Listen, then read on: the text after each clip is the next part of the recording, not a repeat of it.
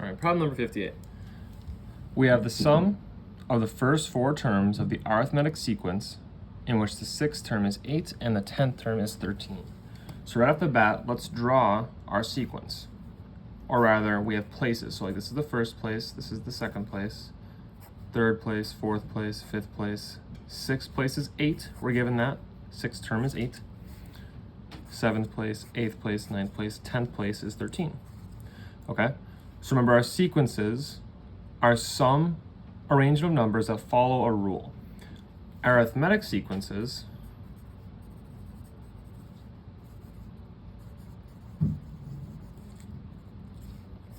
are going to have an operation of addition or subtraction.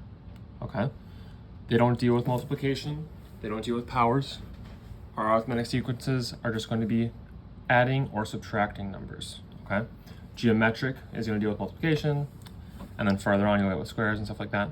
But just arithmetic, it's important to know we have addition and subtracting, so strictly increasing or decreasing by the same amounts. So first of all, we can tell that the sequence is increasing. It's going up because 13 is greater than 8, right? So numbers at the end are greater than some numbers in the middle because 8's our number in the middle. So we know that we have addition. The next thing we can do is because, actually let's use our equation. So we have 13, and we have that in the 10th spot. So we'll do 13 over 10. Okay. And then 13 in the numerator minus our 8, so our value, and our 10th place minus our 6th place. Okay. That's going to give us the amount that we're incrementing. So 13 minus 8 is 5. That's a terrible 5. You guys can get away with bad handwriting. I cannot get away with bad handwriting because I got to teach you guys. And then 10 minus 6 is 4. Okay, so in this equation is just going to be the place value. So for example, this place value, the second one, over the first place value, and that's subtracted from the value itself. Oh, the place value. We'll go with the value. So the value 2 over the value 1 minus like the place 2 over place 1. Okay. So again, 13 is the value here. Excuse me. It has been a late night. Our values are subtracted and our places are subtracted. Okay. Apologies for that. So we have our value 2, or like one of these values, and you can switch them if you want, but 13, and then minus our 8, okay? And then our second place, which is the 10th place here. This is the 10th place. This is the 6th place. 10th place minus our 6th place. So if we were given some numbers like here and here, we'd have that value minus this value, and then like the 7th place here minus the 3rd place here. And that's gonna give us the same answer because it's increasing or decreasing at a constant rate, okay? It's not changing. It's constant, the rate is constant. So this 5/4 means that every single number jumps up, we're gonna go up by 5/4, which equals 1.25. So you guys can use your calculators if you want. Calculators are great because you can start at a number and then add to it. So like for example, this one should be 8 plus 1.25, which is 9.25, and then 9.25 plus 1.25 is going to be 10.5, right? So we can see using our calculators that if we do 8 plus 1.25 and get 9.25, and then we click this again, this is a graphing calculator, the TI-84 Plus. I highly recommend getting it. I know it's pricey, it's like 90 bucks, might be more now, but it's super good. It'll carry you all the way through college. I got this one way back in high school. Actually, I think I got it when I was like in 8th grade, and then it's carried me all the way through college and beyond, so fantastic calculator.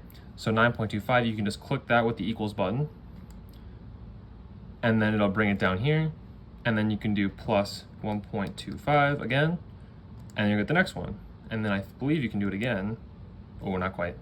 So you just take it down again, plus 1.25, you just keep doing that, and then I'll give it the next one. Okay, so now we filled in these. Remember the question is asking us what is the sum of the first 4 terms, okay? So that now we know how it works.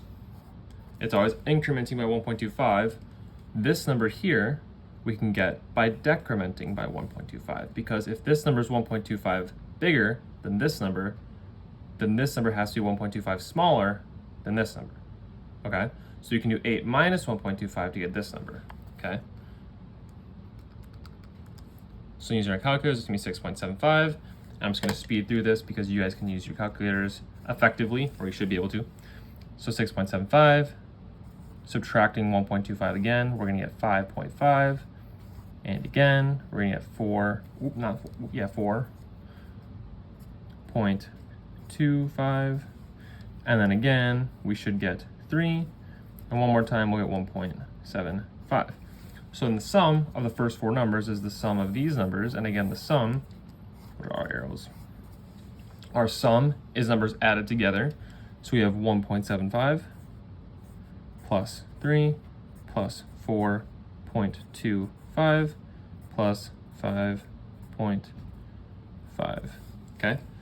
You guys can put that in your calculators. If you want a fast way to do it, you can group up the numbers that will add up to like 1 or to whole numbers. So for example, 0.75 plus 0.25 is going to equal 1. So you could just do 1 plus 4 in your head, which is 5, and then add that extra 1 that you get. It's nice that they have 0.25 and like 0.75 and 0.5, because that's like adding change. Like imagine you're adding quarters, and you guys have practiced with that a lot. So 1.75 plus 4.25, that honestly should be pretty automatic.